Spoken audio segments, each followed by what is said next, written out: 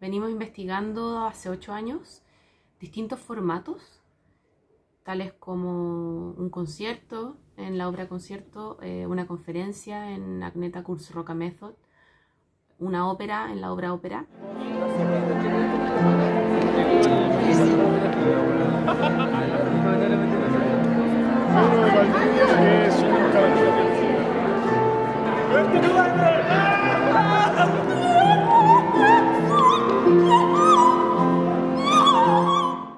Y ahora en Al Pacino quisimos investigar el cine como formato artístico y social. Cada formato tiene reglas, cada formato es un sistema y tiene ideologías, tiene discursos, tiene sus propias políticas. En cada formato que uno habita, tanto dentro como fuera de la escena, hay maneras de comportarse, hay prácticas. Entonces nos interesa entender cuáles son las prácticas, cuáles son las políticas y las ideas que hay detrás de cada formato, para de alguna manera subvertirlo, opinar sobre este formato o proponer una reapropiación del formato que estamos investigando.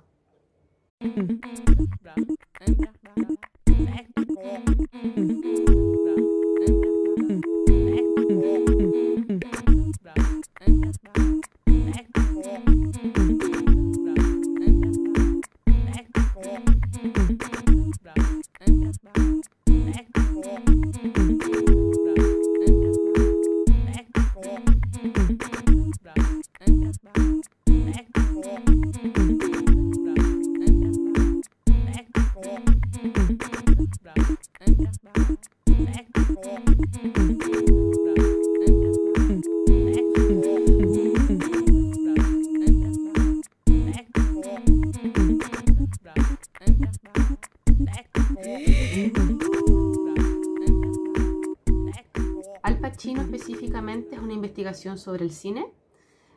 Partimos estudiando el cine y nos dimos cuenta que habían 20 obras, porque el cine es un formato inmenso donde hay muchos oficios. Entonces, cuando encontramos un texto que se llama La juguetería filosófica de David Ubiña, que es un argentino, encontramos algo muy importante, que era la época del precine.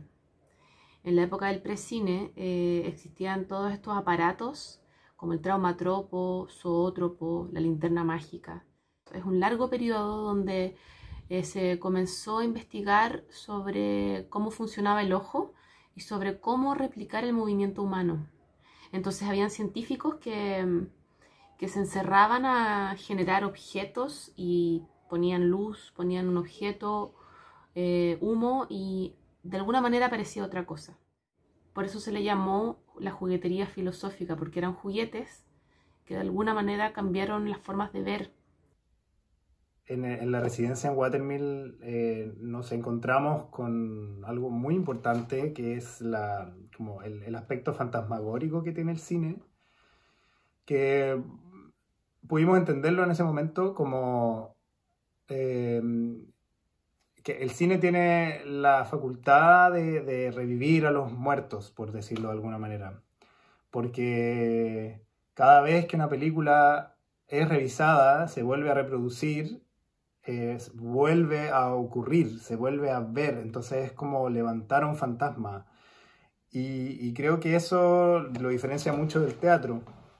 Nos dimos cuenta de eso. Y ahí fue que pusimos también el ojo y mucho interés. Y creo que eso tiñó el trabajo, sin duda. Hay una idea muy linda que dice que el cine es como imaginarse un río lleno de cuerpos muertos, y lo que hace el cine es traer un cuerpo a la orilla y animarlo. Es un lugar donde las cosas trascienden, donde las cosas se pueden revivir constantemente y siempre viven siempre se animan. Va más allá de la repetición. Eso es muy curioso y es muy distinto al teatro. El teatro tiene la acumulación de las funciones, cada función es distinta. Se ve en el cuerpo esta acumulación. Acá no se ve acumulación, parte de cero. Tratando de hacer efectos digitales de forma análoga, también se nos vienen conceptos de muerte o conceptos tabú, monstruosos, fantásticos o irreales o oníricos. Trabajamos nuestro cuerpo sin voluntad y nuestras voces o sea, despegadas de nuestros cuerpos o de los momentos, y jugando a deconstruir todo nuestro instrumento, en el fondo nuestra presencia, tanto vocal como física. Fuimos siendo testigos de que aparecían otros cuerpos, otras voces, o que nos pueden habitar otras fuerzas. Y los espejos como objeto es muy potente y es muy simple, es algo que está en todos lados, pero que tiene mucha significancia a lo largo de la historia de la humanidad. Y lo que implica el reflejo y el mirarse, o el mirar a través de un espejo, el enfrentarse a otro que es uno mismo finalmente. El proceso de Al Pacino, para mí en particular, se asemejó más a no ser un vehículo de idea de un texto, no ser un intérprete propiamente tal, sino estar más cercano a habitar una línea entre ser un tramoya escénico, un ejecutor de efectos análogos, pero desde el cuerpo, desde la voz. En mi caso en particular, desde la voz. No hay cámaras en vivo, no hay pantallas. Sin embargo, sí hay pantallas, pero análogas. Deconstruimos la cámara. O sea, existe pantalla, existe luz, existe espejo. Y jugamos y pusimos en práctica una investigación con estos objetos. Sin duda es un pensar cinematográfico, este recorte. Existe el fuera de cuadro, existe entrar y salir, hay movimiento con ese objeto, cómo se entra y se sale. Entonces para nosotros finalmente es un ejercicio cinematográfico, profundamente cinematográfico. No narramos sobre el cine, sino que hacemos un ejercicio cinematográfico desde lo análogo, desde la época del precine. Y también hay una dificultad claramente en interpretar a ciegas en escena. Interpretar, no, ejecutar. Porque muchas de las cosas que hacemos en la obra, en el montaje, yo no las podía ver. No, a mis compañeras tampoco. Cuando uno está manipulando un espejo y está jugando con reflejos y luces y todo, nosotros no vemos cómo se ve. No sabemos si está funcionando, no, solo podemos confiar en que hemos ensayado tanto la posición y el ángulo de inclinación del espejo que el público ve eso, ¿no? Y hay un vertido interesante también en estar completamente ciego.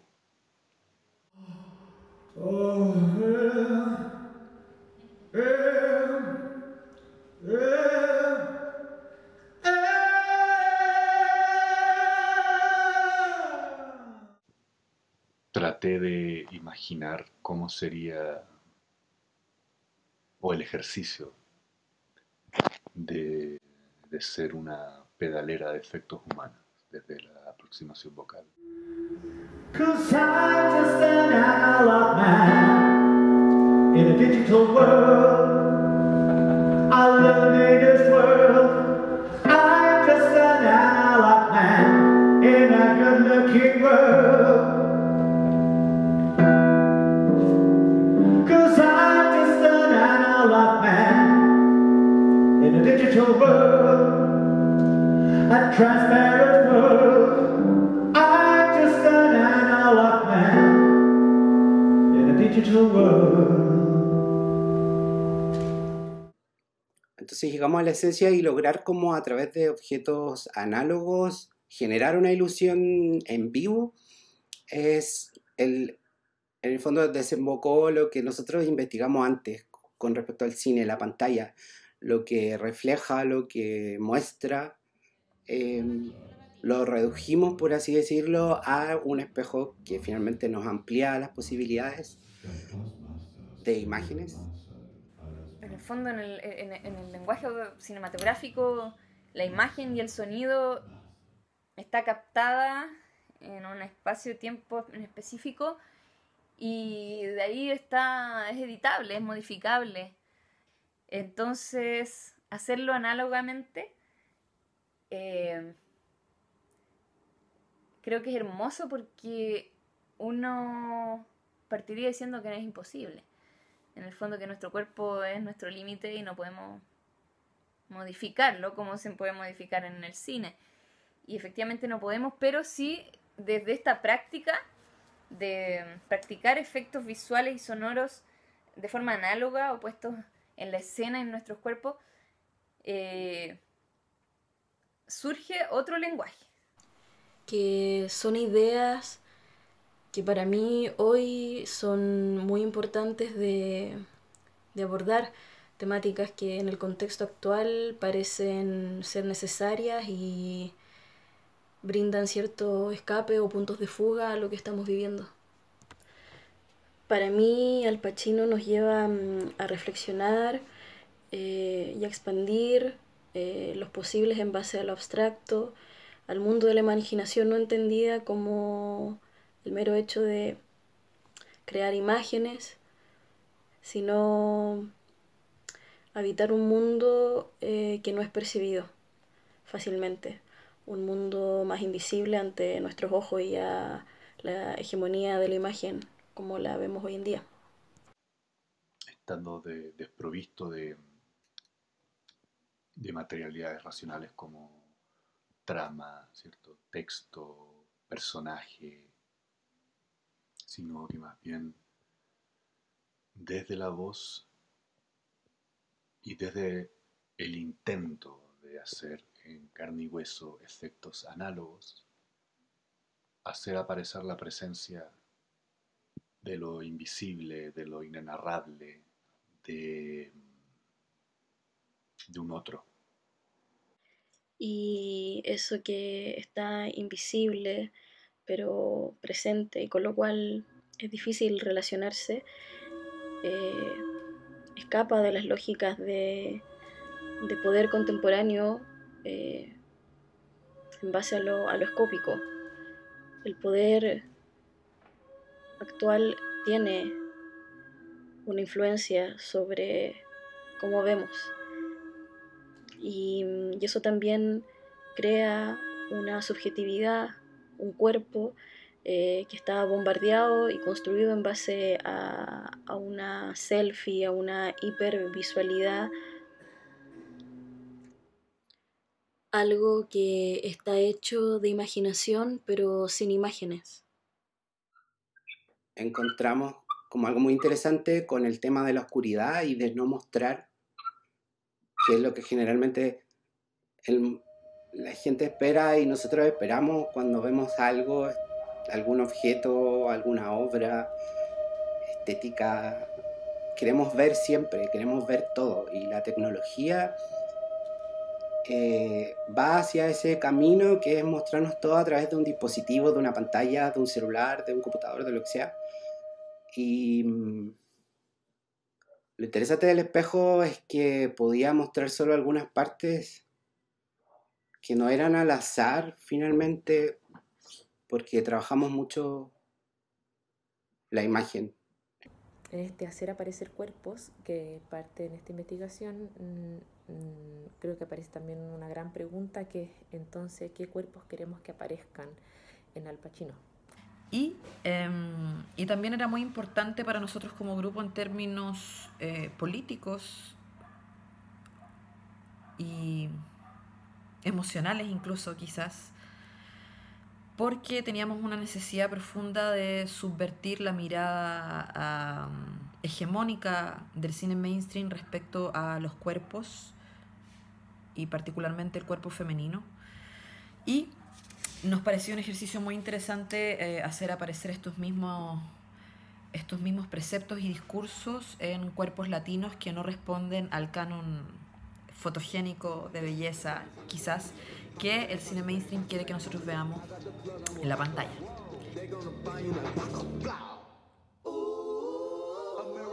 Y nosotros queríamos subvertir aquello, esta hegemonía masculina cinematográfica que instala los cuerpos de mujeres como trozos, como pedazos de carne. Ha hecho que tengamos cánones de belleza fatales porque han llevado a la muerte. Este cine mainstream, este cine que quiere mantener a la economía andando y que no se hace quizás las preguntas que otro tipo de cine se hace y que existe mucho, obviamente. Para eso, nuestros elementos para jugar son los espejos, el vestuario y la iluminación, como muy en su estado, por así decirlo, puro, donde podemos generar como volúmenes extras en los cuerpos o hacer que la carne esté afuera y no adentro, como mostrar las vísceras de cierta manera. También nos interesa hablar del cuerpo que está en el margen de lo que no se quiere mostrar. Por ese lado yo lo enlazo con la disidencia, el margen, y a través de muchos efectos textiles en el caso del vestuario podíamos generar ilusiones y hacer cuerpos distintos a los de los intérpretes. Modificar este cuerpo, que es un cuerpo único, hegemónico, que es el que comprendemos. Entonces aquí aparece fuertemente también el trabajo con los espejos, que son estos objetos que utilizamos en escena, y cómo estos objetos por sobre todo nos permiten cortar, dividir, reflejar nuestros cuerpos para hacer aparecer otros cuerpos que tienen otra distribución de partes, más o menos partes que las que tenemos habitualmente nosotras, y romper un poco con esta idea de hegemonía de hombre vertical, bípedo, con todas sus partes y sus articulaciones correctamente puestas, ¿cierto? Obviamente la ilusión que generan estos espejos con nuestros cuerpos, como la idea de que dos cuerpos podamos ser solo uno con muchas partes, o generar esta idea de dobles, tanto con los espejos o solo con nuestros cuerpos. Entonces aquí está esto de poder desdoblarse, de poder replicarse, cortarse, ¿cierto? Que genera una ilusión. Me parece importante también decir que esta ilusión, como que viene desde estas técnicas precinematográficas, están ejecutadas en vivo, y creo que es una reflexión atingente también al día de hoy, en donde la presencialidad está puesta en cuestión. No sé si puesta en cuestión, pero sí, ahora mismo yo les estoy explicando esto a través de una pantalla que es 2D, algo que se ejecuta y se ve tridimensional y en copresencia. Y en ese sentido creo que Al Pacino, en su discurso total, por una parte defiende la posibilidad de que haya otros cuerpos, y desde el análisis que hago también hoy en día puedo decir que Al Pacino defiende la copresencia.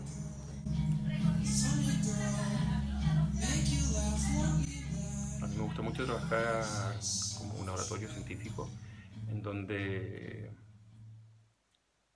trabajo los materiales que van surgiendo en los procesos de ensayo, en las improvisaciones, y eso mismo lo traigo al estudio, y aquí grabamos muchas de esas cosas, muchos de esos materiales que yo después puedo manipular, ponerlos dentro de una maqueta, maquetearlos y producir una nueva música o la música o qué sé yo.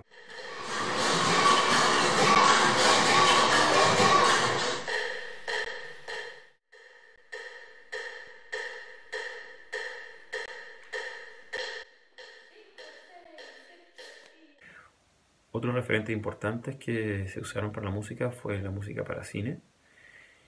Y ahí un ícono que nos parece a nosotros es la música del Padrino, que es una música hecha para orquesta y que se adaptó para coro a 3 voces y que lo ejecutan los mismos actores de la obra.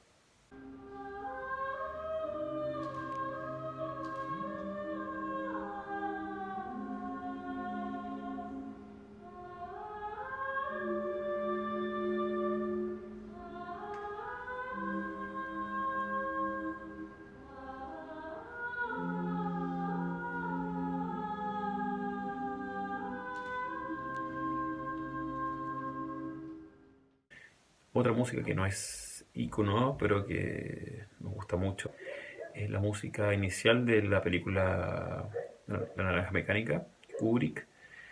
Es una música de un compositor que se llama Henry Purcell, compositor inglés, y que en La Naranja Mecánica aparece hecha por sintetizadores, por Wendy Carlo, unos precursores de la música electrónica.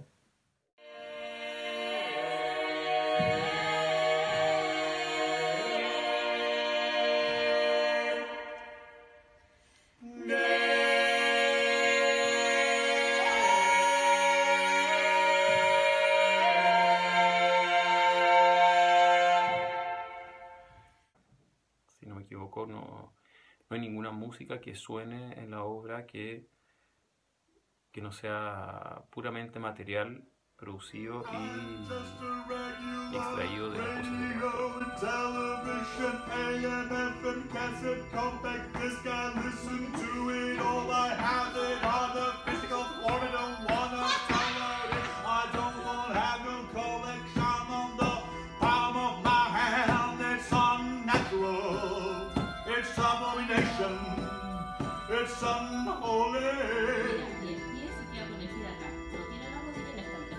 I'm just another man. Yeah, I'm just another man. Va a ser este. En un momento de la obra hay una canción pop, por decirlo de alguna manera, que se llama Analog Man, que tiene una formación musical tradicional, teclado, voz principal y coros, y luego esa canción deriva en un coro femenino electrónico análogo, y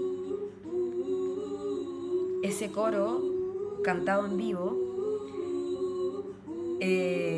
posibilitó lo electrónico justamente a través del trabajo rítmico, y así hicimos aparecer lo digital.